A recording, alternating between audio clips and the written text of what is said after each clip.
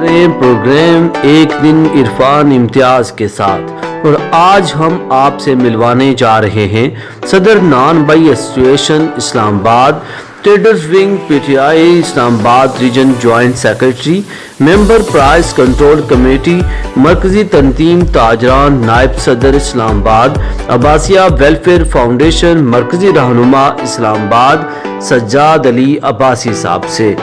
جیسے ہی ہم ان کے مرکزی دفتر اور رہائش گاہ پر پہنچے تو سجاد علی عباسی صاحب نے اپنے ساتھیوں سمیت نہایت ہی خوشگوار موڈ میں ہمارا استقبال کیا۔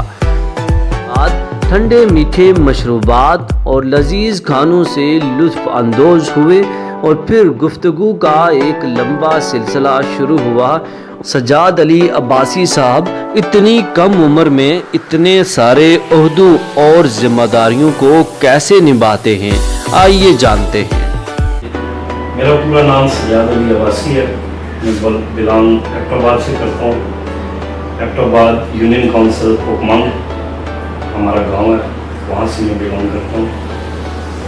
پرائمری اسکول ہم نے اپنے آبائی گاؤں جو ہمارا ہے بٹنگی، دیولی مانڈی بٹنگی سے کی ہے۔ اور میں آپ کو مزے کی بات بتاؤں کہ میں نے تقریباً پرائمری میں 5ویں کلاس تک 8 سے 10 اسکول چینج کیے ہیں۔ اس کی وجہ یہ ہے کہ میں بڑا شرارتی تھا۔ اچھا، انتہائی لیول کے شرارتی تھے؟ جی، انتہائی لیول کا شرارتی تھا، اور میں نے تقریباً اپنے گاؤں میں کوئی اسکول نہیں چھوڑا جس میں مجھے داخل نہ کروایا گیا ہو، جس میں نے تعلیم کے لیے وہاں پہ گیا نہ ہو۔ سب سے زیادہ جو شرارت آپ کو ابھی بھی یاد آتی ہے اور آپ ہنسنے لگ جاتے ہیں، یا پھر جس سے آپ کی فیملی والے آج بھی چڑھاتے ہیں؟ سب سے زیادہ شرارتی میں جب مڈل اسکول سے ہائی اسکول چلا گیا تھا تو وہاں پہ ہماری لڑائیاں بہت ہوتی تھی۔ تو ہمارے ایک میرے ساتھ کلاس فیلو تھے حافظ عدنان صاحب، آج وہ ماشاءاللہ اللہ تعالیٰ نے ان کو بڑا نوازا، ایک علماء ہیں، وہ مفتی ہیں، اور راولپنڈی میں ایک بڑے مدرسے کے عالم ہیں، مفتی ہیں۔ تو اکثر میں ان سے جب ملتا ہوں میں بڑا شرمندہ ہوتا ہوں، میں ان کو بہت مارتا تھا، لڑائیاں بہت کرتا تھا۔ میرے عزیز ریلیٹیو بھی ہیں، تو وہ بات مجھے کبھی نہیں بھولتی۔ وہ بہت کمزور تھے اس وقت، آج تو ماشاءاللہ وہ بڑے قداور اور ماشاءاللہ بڑی ان کی اچھی صحت ہے، اور آج علماء ہے۔ مجھے تو بڑی ان کے سامنے جاتے ہوئے بھی شرم آتی ہے۔ میرے بہت اچھے وہ کلاس فیلو تھے، دوست بھی ہیں، ریلیٹیو بھی ہیں۔ فیوریٹ ٹیچر تو بہت تھے، بہرحال شرارتوں کی وجہ سے جو بہت زیادہ مار پڑتی تھی وہ ہمارے اقبال صاحب تھے۔ جب میں ہائی اسکول میں گیا تو اسمبلی میں ایک دفعہ انہوں نے مجھے، جب اسمبلی ہو رہی تھی اس میں انہوں نے مجھے مارا تھا۔ وہ مار آج تک مجھے یاد ہے، اور آج تک جب وہ مجھے ملتے ہیں یا میں ان کو ملتا ہوں تو اس کا ذکر بھی کرتے ہیں۔ وہ مار کبھی نہیں بھولے گی، اور میں بڑی عزت کرتا ہوں اپنے ٹیچرز کی، جتنے بھی ہیں۔ شرارتوں کی وجہ سے جہاں پہ لوگ تنگ تو ہوتے ہیں عادی طور پر، لیکن آپ کی شرارتوں کو بعد میں بہت زیادہ مس بھی کیا جاتا ہے اور یاد بھی کیا جاتا ہے۔ کوئی ایسے ٹیچر، کوئی ایسے خاندان کے افراد جو آپ کو آج بھی وہ یاد دلا کے آپ کے ساتھ اٹیچمنٹ کرنے کی کوشش کرتے ہیں؟ جی، وہ اقبال صاحب ہیں، وہ آج بھی مطلب کہیں پہ بھی میرا ذکر آتا ہے تو وہ ضرور یہ کہتے ہیں کہ یہ بہت شرارتی تھا، آج بھی وہ یاد کرتے ہیں۔ اکثر ملاقات ہوتی ہے یا کسی پروگرام میں سیاسی، سماجی یا غمی خوشی میں جب شریک ہوتے ہیں تو جب ملتے ہیں یا کہیں پہ بیٹھتے ہیں تو وہ ضرور میرا ذکر کرتے ہیں اقبال صاحب کہ یہ بہت شرارتی تھا۔ ایجوکیشن کیریئر کے ساتھ ساتھ آپ کا کھیل وغیرہ بھی اور باقی دیگر ایکٹیویٹیز میں بھی آپ کی کوئی لگن تھا؟ کرکٹ کھیلتا تھا، اور انتہا درجے کی کرکٹ کھیلی ہے الحمدللہ۔ جس ٹیم سے کھیلی، جس علاقے میں کھیلی، جہاں پہ بھی کھیلی، ایک اچھی کرکٹ کھیلی ہے ایز اے بیٹسمین۔ کوئی ایسا امپورٹنٹ میچ جو آج بھی آپ کو یاد ہے؟ جی، ایک میچ تھا، ایک جگہ پہ فائنل لگا ہوا تھا، تو اس میچ میں میرے جو کیپٹن ہیں ہمارے عزیز ہیں شہزاد اقبال صاحب، انہوں نے احتجاجاً ہمیں یہ کہا کہ آپ اور میں باہر بیٹھیں گے، ہماری جو ٹیم ہے وہ کھیلے گی، کیونکہ لڑکے عموماً وہاں پہ اعتراض کرتے تھے کہ یہی بیٹنگ کر کے میچ ختم کر کے آ جاتے تھے۔ تو وہ ہماری ٹیم فائنل کھیل رہی تھی، 3 بالوں پہ 12 رنز رہ گیا تھا، تو فائنل میں ہماری ٹیم کھیل رہی تھی، اور ہمیں لگ رہا تھا کہ یہ جو بیٹسمین کھڑا ہے یہ نہیں بنا پائے گا۔ تو وہاں سے مجھے شہزاد اقبال نے کہا کہ جی آپ جائیں اور یہ ٹارگیٹ چیز کر کے ہیں۔ تو پہلی 2 بالوں پہ میں نے 2 چھکے لگا کے فائنل میچ وہاں سے 87-88 में इस्लामाबाद में आ गए थे, हमारे वालिद साहब इधर ही थे, तो उस वक्त से लेकर अभी तक हम इस्लामाबाद में ही हैं। तो ये आपको कोई भी ये चीज़ें हैं, ये तालीम से इनका कोई ताल्लुक नहीं होता, ये माशरा आपको देता है, ये तमाम चीज़ें जो है ये आपको माशरा सिखाता है। आपकी ज़ाती मसरूफियात क्या हैं आजकल? आप इस्लामाबाद नॉन बाई एसोसिएशन के सदर के अहदे पर भी तैनात हो चुके हैं। क्या आपने ये सोचा था कि आप कैपिटल के अंदर एक बड़े इदारे को ऑर्गेनाइजेशन के प्रेसिडेंट के तौर पर सामने आएंगे?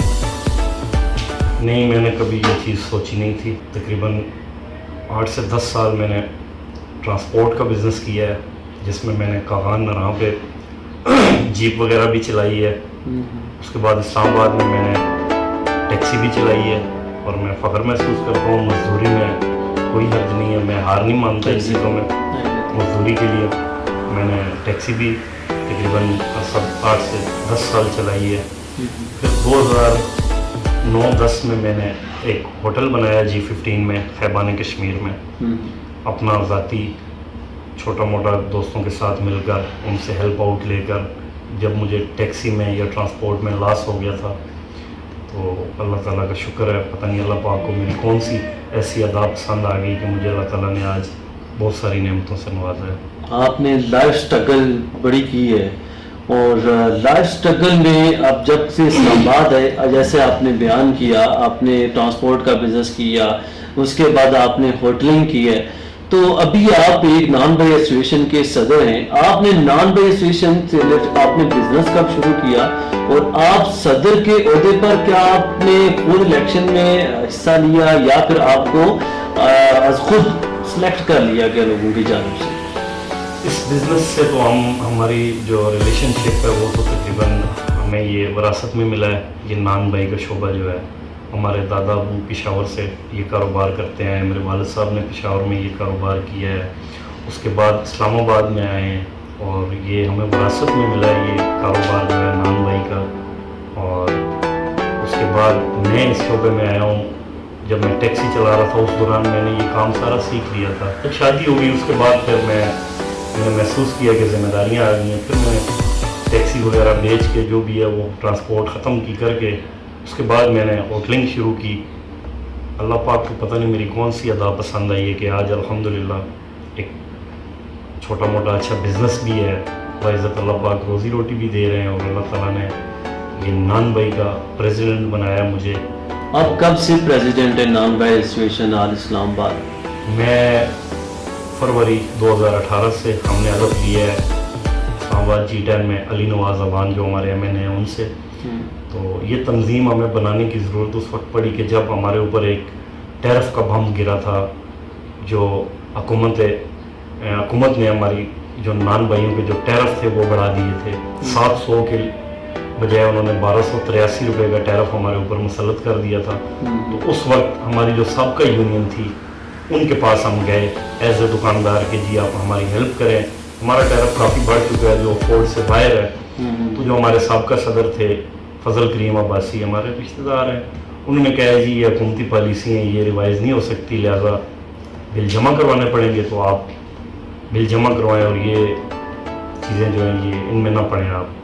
तो वहाँ पे मेरे साथ जो दोस्त थे हमारे साथ गए हुए काफ़ी दुकानदार, उन्होंने कहा कि नहीं जी हम तो ये चीज़ मानने के लिए हरगिज़ तैयार नहीं है। जो बिल हमारा 15 से 20 हज़ार का आता है वो डायरेक्टली 35-40 पे चला गया, तो हम तो बहुत मुश्किल है, सर्वाइव नहीं कर सकेंगे, लिहाजा हम कोई इसका और हिकमत अमली बनाते हैं और कोई हल निकालते हैं। फिर हम वहाँ पे सारे बैठ गए, जितने भी दोस्त अहबाब थे, उन्होंने मशवरा किया कि क्योंकि ये तंजीम एक्टिव नहीं है जो सबका है, गुज़श्ता 35 सालों से इस्लामाबाद में वो मुसल्लत थे, काम उन्होंने कुछ भी नहीं किए, ना लोगों के फ़ोन उठाते थे, ना लोगों से वो उनका कम्युनिकेशन थी, बिल्कुल बहुत सारा कम्युनिकेशन का गैप था, बड़ी शिकायत थी।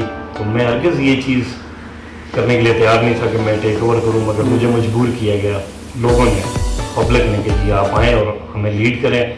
फिर उसके बाद हमने दोस्तों ने मिलकर इस्लामाबाद में एक बड़ी मीटिंग, ग्रैंड मीटिंग बुलाई। उसके बाद वहाँ पे फैसला किया कि हम इलेक्शन में उनको आने की दावत देते हैं। 2-3 दफ़ा हमने कमेटियाँ तश्कील दी, जिरगा शक्ल पे उनके पास लोग भेजे कि आएँ, ایڈجسٹمنٹ کریں یا پھر الیکشن پروسیس میں آئیں. انہوں نے کہا نہیں جی ہم تو نہ پیچھے ہٹیں گے نہ ایڈجسٹمنٹ کریں گے. پھر احتجاجاً جو اسلام آباد کے دکاندار تھے، نان بھائی تھے، انہوں نے ان سے یہ کہا کہ جی ہم آپ کے ساتھ نہیں چل سکتے، اگر آپ الیکشن میں نہیں آنا چاہتے تو ہم اپنا نیا صدر اناؤنس کر دیتے ہیں اور ہم تنظیم کو آگے لے کے چلیں گے. پھر وہاں سے ہم نے مشورتاً نئی تنظیم کا نام رکھا، کیپٹل نان بھائی ایسوسیشن کے نام سے. پھر ٹیم بنائی پورے اسلام آباد میں. الحمدللہ اس وقت ہمارے پاس 1500 سے 2000 نان بھائی جو رجسٹرڈ ہیں ہمارے پاس، اور ہمارا اس وقت جو مرکزی قیادت ہے وہ 22 لوگوں کی ہے، اور زونل سطح پہ ہم نے 4 زون بنائے ہوئے ہیں، اور ہر زون میں ہم نے 12 بندے رکھے ہوئے ہیں. ٹوٹل ملا کے 70 ہمارا نمائندہ بنتا ہے اسلام آباد کی تنظیم کا، 12 کاؤ سے لے کر 2017 تک، اور سہالے سے لے کر یہ شالدتا تک ہمارے پاس الحمدللہ مضبوط ٹیم موجود ہے اور ہم کام کر رہے ہیں. اس کے بعد ہم نے ٹیرف پہ جو کام کیا ہے، حکومت وقت کو مجبور کیا ہے ٹیرف واپس کرنے پر، اور ٹیرف واپس ہوا ہے. اور آج الحمدللہ اسلام آباد کے دکاندار وہی جو سابقہ بل جمع کروا رہے تھے اسی ٹیرف سے جمع کروا رہے ہیں. جب سے آپ پریزیڈنٹ بنے اسلام آباد نان بھائی ایسوسیشن کی، آپ کی بڑی اچیومنٹ کیا ہے؟ بڑی اچیومنٹ ہماری سب سے بڑی ایک تو یہ ٹیرف والی ہے. اس کے بعد جیسے مہنگائی بڑھتی گئی ہے، آٹے کے ریٹس اوپر جاتے گئے ہیں، تو ہم نے نان اور روٹی کا ریٹ، آپ کو بتاتا چلوں کہ پورے پاکستان میں سب سے زیادہ ایشو جب روٹی مہنگی ہوتی ہے، کیونکہ یہ غریب کی، امیر کی، ہر گھر کی ضرورت ہے، اور یہ تقریباً 3 ٹائم آپ کو ضرورت ہوتی ہے. اس پہ بہت زیادہ حکومت انتظامیہ فوکس کرتی ہے. سب سے مشکل کام اسلام آباد میں روٹی کا ریٹ بڑھانا ہوتا ہے. تو اس 3 سے 4 سالوں میں الحمدللہ جب میں صدر بنا ہوں اس وقت روٹی کا ریٹ 7 روپے تھا، نان 8 روپے کا تھا. اس وقت آٹے کی بوری جو ہے وہ 2700-2800 روپے کی تھی، اور فائن کی بوری جس سے نان بنتا ہے وہ تقریباً 3400-3500 روپے کی تھی. جوں قیمتیں آٹے کی بڑھتی گئی اور ہم نے ریٹ بڑھانے شروع کیے، آج الحمدللہ ہمارے پاس روٹی کا نوٹیفیکیشن جو سرکاری ریٹ انتظامیہ کا دیا ہوا ہے وہ 12 روپے ہے، اور نان کا 15 روپے ہے. یہ بہت بڑی اچیومنٹ ہے ہمارے نان بھائی کی ایسوسیشنز کے اندر. ایز اے صدر کیا آپ نے غرباء کے لیے بھی کوئی اقدامات اٹھائے، بالخصوص روٹی کے لیے؟ اور بعض ایسے ڈیلی ویجرز ہیں یا پھر جو ایسا طبقہ جو کہ روٹی کو افورڈ نہیں کر سکتا؟ یہ اس طرح ہوا ہے کہ جب کرونا پیک پہ تھا اس وقت خیال آیا، اور اس خیال کو لے کر پھر ہم نے ہماری جو کیبنٹ ہے، ہماری جو سینئر لیڈرشپ ہے کیپٹل نان بھائی ایسوسیشن کی، اس کے ساتھ مل کر ہم نے یہ پروگرام بنایا کہ ہم ہر تندور پہ ایک فری روٹی کا جو ٹوکری ہوتی ہے وہ رکھ لیتے ہیں، تاکہ جو سفید پوش لوگ ہیں، دیہڑی دار ہیں، غریب لوگ ہیں، جو مستحق ہیں، بے شک جن کا حق ہے، کیونکہ کرونا میں آپ کو پتہ ہے کہ کاروبار بھی ختم ہو چکے تھے، بہت ساری چیزیں تھیں جو ختم ہو چکی تھی، اور بعض ایسے لوگ ہوتے ہیں معاشرے میں آپ کے جو سفید پوش ہوتے ہیں، جو کسی کے آگے ہاتھ نہیں پھیلا سکتے، اور ان کے لیے ہم نے یہ انیشیٹوز لیا ہے جو اسلام آباد سے ہم نے شروع کیا ہے. اور اب الحمدللہ پورے پاکستان میں آپ کو ہر تندور پہ فری روٹی کی ٹوکری نظر آ رہی ہوگی. جو بھی ہیں مخیر حضرات وہ آ کے دکاندار کو چپکے سے پیسے دے دیتے ہیں کہ یہ میری طرف سے آپ نے آج دن کو 20 روٹیاں 50 روٹیاں غربا میں دینی ہے، یا جس کو بھی اس ٹوکری میں ہم اس پیسوں کی روٹیاں رکھ لیتے ہیں. کوئی بھی اٹھا سکتا ہے اس میں سے روٹی، ہم اس کو منع نہیں کر سکتے، کیونکہ وہ جس نے دی ہوتے ہیں یہ اس کا معاملہ ہے، اور جو لینے والا ہے اس کا اس کے ساتھ اللہ کے ساتھ معاملہ ہے کہ وہ اس کا مستحق ہے کہ نہیں، اٹھا لیتے ہیں. آپ کیا سمجھتے ہیں کہ نیکی کی ٹوکری والا فارمولہ کس حد تک کارآمد جا رہا ہے؟ میں یہ سمجھتا ہوں کہ اگر آپ ایک تندور کی آپ کو میں مثال دے دوں کہ اگر ایک تندور میں ایک سیکٹر میں یا ایک کالونی میں ایک تندور سے اگر 20 سے 30 روٹیاں اگر ڈیلی جا رہی ہیں غریب میں، مستحق میں، اور جو لوگ ضرورت مند ہیں ان کی ضرورت پوری ہو رہی ہے، تو اسلام آباد میں میرے خیال سے 1500 سے 2000 تندور ہیں، اور پورے پاکستان میں غالباً 1.5 لاکھ تندور ہے. تو اگر ہر تندور پہ اگر آپ 2 سے 4 روٹیوں کو بھی تقسیم ضرب کریں گے تو بہت بڑی اماؤنٹ بنتی ہے، اور بہت سارے لوگ اس سے فیسیلیٹیٹ ہو رہے ہیں. نان بھائی ایسوسیشن کے علاوہ آپ کی اور کیا مصروفیات ہیں؟ نان بھائی ایسوسیشن کے علاوہ میرا مصروفیات یہ ہیں کہ میں پراپرٹی کا بھی کرتا ہوں کام، اور اس کے بعد میری مصروفیات دیگر بہت ساری تنظیمیں ان کے ساتھ بھی ہے. میں G15 مرکز کا نائب صدر بھی ہوں اپنی ٹریڈ یونین کا. اس کے بعد میں عباسیہ ویلفیئر فاؤنڈیشن ہے جو ہماری پورے پاکستان میں ایک بہت بڑی تنظیم ہے, اس کا میں اپنے زون کا پریزیڈنٹ بھی ہوں, زون 48 کا اسلام آباد کا. اس کے بعد مرکزی تنظیم تاجران, اس کا بھی نمائندہ ہوں, ممبر پرائز کنٹرول کمیٹی بھی ہوں. اس کے علاوہ ہماری جو PTI اسلام آباد ریجن اس کا میں جوائنٹ سیکرٹری بھی ہوں ٹریڈ ونگ کا اسلام آباد سے. آپ کا سیاسی ٹچ بھی ہے, سیاست میں کب انٹری ہوئی, کیوں ہوئی اور کیسے ہوئی؟ سیاست میں تقریباً 2001 میں اس وقت پاکستان تحریک انصاف کا حصہ ہوں کہ جس وقت آپ کو جھنڈے زیادہ اور بندے کم نظر آتے تھے روڈوں پہ یا کہیں پہ بھی کسی جگہ پہ بھی. اب تو الحمدللہ پاکستان تحریک انصاف رولنگ گورنمنٹ, میں بھی اس کا حصہ ہوں, موجودہ گورنمنٹ ہے. اب تو آپ کو بندے زیادہ اور جھنڈے کم نظر آ رہے ہیں. اب تو ہر بندہ PTI کے ساتھ ہے, ہونا بھی چاہیے. تو میں اس وقت سے PTI میں نے جوائن کی ہے, اور عمران خان کے ساتھ میں آج بھی مجھے یاد ہے کہ اپارا مارکیٹ میں جو سبزی بیچنے والا ایک مائک ہوتا ہے جو آج کل آپ نے دیکھا ہوگا اکثر سزوکی والوں کے پاس سیکٹروں میں وہ گھوم رہے ہوتے ہیں, اس مائک پہ وہ تقریر کر رہے ہوتے تھے اور یہ بندہ ناچیز ان کے پیچھے نعرے مار رہا ہوتا تھا. کیا بات. اور اس وقت میری عمر تقریباً 16-17 سال تھی. اچھا, میں اس وقت کا پاکستان تحریک انصاف سے اور عمران خان کا فالوور ہوں. آپ کی پسندیدہ تجارتی شخصیت کون سی ہے؟ اسلام آباد کے اندر میری پسندیدہ تجارتی شخصیت فریش ملک ایسوسیشن کے پریزیڈنٹ ہیں مظفر ہاشمی صاحب, جن کی پنجاب ملک شاپ کے نام سے برانچز ہیں, اور بڑے محنتی, بڑے ایماندار اور اپنے فیلڈ میں ایک مانی ہوئی شخصیت ہیں. مظفر ہاشمی صاحب میرے پسندیدہ بزنس مین ہیں.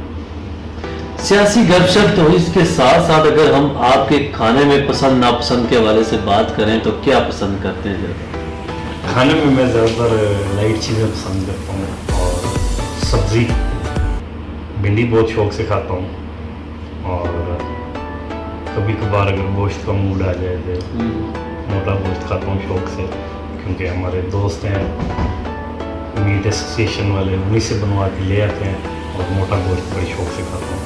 ازدواجی زندگی کے حوالے سے اگر بات کی جائے, کتنی شادیاں کی ہیں اور کتنی کرنے کا ارادہ ہے آگے؟ فی الحال تو ایک ہی شادی ہے, تو پروگرام ہے انشاءاللہ دوسری شادی کا. کوشش میں لگا ہوا ہوں کہ اس طرح کا سلسلہ بن جائے میچول انڈرسٹینڈنگ سے. اگر فرسٹ مسز اگر مان جائیں تو دوسری شادی کے لیے بالکل ارادہ ہے. آپ کو لگتا ہے کہ آپ کی فرسٹ مسز جو ہے نا وہ مان جائیں گی دوسری شادی کے لیے؟ نہیں, کبھی نہیں مانیں گی. بہت مشکل ہے, بہت ہی مشکل ہے, یہ کوسچن ہی بہت مشکل ہے. پہلی شادی میں سے میرے الحمدللہ 4 بچے ہیں, 3 بیٹے 1 بیٹی. مسز بہت زیادہ مصروف رہتی ہے. میں بعض اوقات کہیں پہ بھی جانا ہو تو اکثر میں لیٹ بھی ہو جاتا ہوں. کوئی نہ کوئی مسائل ضرور ہوتے ہیں جس وجہ سے مجھے یہ سوچ آئی ہے کہ میں دوسری شادی کروں تاکہ میرے لیے ایزی ہو سکے, کہیں پہ بھی کسی بھی کمٹمنٹ میں پہنچنے میں آسانی ہو. تو جو حکومتی پالیسیاں ہیں آپ کی نان بے ایسوسیشن پر کس حد تک متاثر کرتی ہیں اور کس وجہ سے؟ حکومتی پالیسیوں کی وجہ سے میں آپ کو بتا دوں کہ اس وقت ہمیں بہت سارے چیلنجز کا سامنا ہے, خاص کر نان بائی ایسوسیشنز اسلام آباد سے علاوہ بھی آپ پورے پاکستان میں چلے جائیں. جیسے ہی افغان بارڈر انہوں نے کھولا ہے دوبارہ, تو آٹے کی شارٹیج شروع ہو گئی ہے, اور مصنوعی شارٹیج بھی کرتے ہیں, اور اس کے بعد انہوں نے ریٹ بھی گزشتہ تقریباً 1 ہفتے سے اور بوری کے پیچھے انہوں نے 500 سے 1000 روپے اضافی کر دیے ہیں. اور ان قریب آپ دیکھیں گے کہ نان بھائی سراپا احتجاج ہوں گے, روڈوں پہ ہوں گے. تو یہ بہت بڑے چیلنجز ہیں. جیسے اگر آٹا مہنگا ہوگا تو روٹی کی قیمتیں میرے خیال سے بڑھیں گی, کیونکہ ہمارے پاس نان بھائیوں کے پاس ایسا کوئی میکنزم نہیں ہے کہ مہنگا آٹا خرید کے ہم سستی روٹی دے سکیں. کیونکہ اسلام آباد جیسے مہنگی شہر میں جہاں پہ ہر سال 10% کرائے بڑھتے ہیں, تنخواہیں بڑھتی ہیں, بہت ساری چیزیں ہیں, ٹیکسز بھی ہیں, اور اس وجہ سے جو ہے ہم میرے خیال سے ہم جو موجودہ ریٹ ہے 12 اور 15 اس کو مینٹین نہیں کر پائیں گے. مزید ہمیں نیا ریٹ جو ہے وہ करना पड़ेगा। अब खुद ही करेंगे और इंशाल्लाह ज़रूर नया रेट जारी करेंगे अगर यही रूटीन और यही सिलसिला जारी रहा। बहुत सबसे पहले उनको ये स्टेप उठाना चाहिए कि अफगान बॉर्डर बंद करें, क्योंकि जब अफगान बॉर्डर खुलता है तो वहाँ से जब वो आटा लेने आते हैं लोग, वो डॉलरों की शक्ल में इनको पेमेंट करते हैं और नगद पेमेंट करते हैं। यहाँ पे जितना भी सिलसिला है, इस्लामाबाद में मैं आपको बता दूं कि इस वक्त तकरीबन 40+ मिले हैं, फ्लोर मिले जो फ़ाल हैं। तो वहाँ से अगर डेली की उनकी जो यहाँ पे रनिंग है, जो डीलर हज़रात उनसे माल उठा के लेके जाते हैं, कोई 50 बोरी उठाता है, कोई 100 बोरी उठाता है, वो भी उनका क्रेडिट होता है और क्रेडिट पे वो उठाते हैं। तो अगर एक बंदा बाहर से आएगा, आपको नगद पेमेंट करेगा और 500,000 बोरी डेली एक मिल से उठाएगा, तो मेरे ख्याल से कोई भी बिजनेसमैन है तो वो यही चाहेगा कि मैं अपने कारोबार को मज़ीद बढ़ाऊँ। उसने तो उठा के उधर ही देना है, चाहे वो अफगानिस्तान ले जाए, चाहे वो कहीं पे भी ले जाए, उसने अपना कारोबार देखना है। हुकूमत को ये चाहिए कि इस वक्त फिर फौरन उनको अफगान बॉर्डर बंद करना चाहिए। उसके बाद गंदम की जो इन्होंने कोटा सिस्टम होता है उसको खोलना चाहिए, ओपन करना चाहिए, ताकि गंदम वाफर होगी। ये जो आटे का फुकदान है, ये जो शॉर्टेज है गंदम की, ये ख़त्म हो जाएगी तो रेट स्टेबल रहेगा। जो इंसान किसी भी शोबे में आगे बढ़ता है, तो उसकी जो मुखालिफत है वो भी बढ़ती जाती है। आपके मुखालफिन की तादाद कितनी है, क्यों है? सबसे पहली बात यह है कि मैं आपको बता दूं कि हज़रत अली का कौल है कि जिसकी मुखालफत नहीं है या जिसका मुखालिफ नहीं है वो मुनाफिक है। अल्हम्दुलिल्लाह मेरे बहुत सारे मुखालिफ हैं और मैं इस चीज़ पे फ़ख्र महसूस करता हूँ कि मुखालिफ, और हमेशा याद रखें मुखालफत आपको तरक्की देती है। जितने मुखालिफ होंगे वो आपके नुक्स बयान कर रहे होते हैं और आपको ऊंचा उड़ाने के लिए आपकी सीढ़ियाँ जो हैं वो हमवार कर रहे होते हैं। इंसान अपने अंदर कोई भी गलती असेस नहीं करता, कोई भी है, कमी बहुत सारी होती है मगर खुद इंसान को नहीं नज़र आती। जब आपके मुखालफीन होंगे तो वो जो चीज़ आपको नोट करवाएंगे या जो आपकी मुखालफत में वो चीज़ें पॉइंट आउट करेंगे, वो आपकी मेरे ख्याल से कामयाबी की अहम सीढ़ी होगी। और मैं समझता हूँ कि मुखालफीन होने चाहिए और मैं फ़ख्र महसूस करता हूँ मेरे मुखालफीन भी हैं, अच्छी बात है। और मुझे वो बहुत ज़्यादा ऊँचा उड़ान भरने में मेरे मुखालफीन का हाथ है। हनीफ मीर साहब की आपकी हर एक एक्टिविटी में आपके साथ दिखाई देते हैं और हमेशा आपके पेश ये हनीफ मीर साहब मेरे साथ बेफस से, मेरे दोस्त, मेरे साथी और हमारी कैपिटल नान भाई एसोसिएशंस के ये समझें कि हब हैं और हमारी तंजीम के ये राब्ता सेक्रेटरी भी हैं। हनीफ मीर मुखलस, मेहनती, अपनी तंजीम के साथ, अपने दोस्तों के साथ, अपने लोगों के साथ बहुत ही मेहनती और मुखलस इंसान है ये हनीफ मीर, और बेफस से हमारे साथ ही हमारी तंजीम में काम कर रहे हैं। और मैं समझता हूँ कि इनकी जितनी कुर्बानियाँ हमारी तंजीम के लिए हैं शायद कोई दूसरा बंदा इनकी जगह ले सके। आपका फैमिली बैकग्राउंड क्या है? कितने भाई हैं आपके, कितनी बहनें हैं और आपके पेरेंट्स हयात हैं? और अगर हयात हैं तो आपको किस हद तक उनकी तरफ से सपोर्ट रही है? जी अल्हम्दुलिल्लाह मेरे वालिदैन हयात हैं, वालिद साहब वालिदा दोनों हयात हैं और 5 हम भाई हैं, एक सिस्टर है। अल्हम्दुलिल्लाह सारे अपनी जगह पर सेटल हैं। और स्पोर्ट के हवाले से बात की जाए तो वालिदैन की दुआएं जो है इससे बढ़कर मेरे ख्याल से इस दुनिया में कोई स्पोर्ट नहीं होती। हमारे पीर साहब कहा करते हैं अक्सर, अल्लाह ताला उनकी ज़िंदगी में इजाफा करे, वो कहते हैं कि जिसके वालिदैन ज़िंदा हैं वो मेरे पास ना आए। ये उनका एक बड़ा मैन हमेशा ये बात रहती है कि जिसके वालिदैन ज़िंदा हैं वो मेरे पास ना आए। तो मैं आज अगर इस मुकाम पे हूँ, इस जगह पे हूँ, जो कुछ भी है मुझे मेरे वालिदैन की दुआओं का है। और उसके बाद मेरे भाई हैं, एक मुझसे छोटा है और एक मुझसे बड़ा है। उन्होंने मेरी हर जगह पे सपोर्ट की है। उन्होंने हमें अपनी तालीम उन्होंने नहीं हासिल की। बचपन में हम बड़े बहुत ज़्यादा गरीब हुआ करते थे। मेरा वो भाई है, उसने तालीम नहीं हासिल की। हमें पढ़ाने, हमारे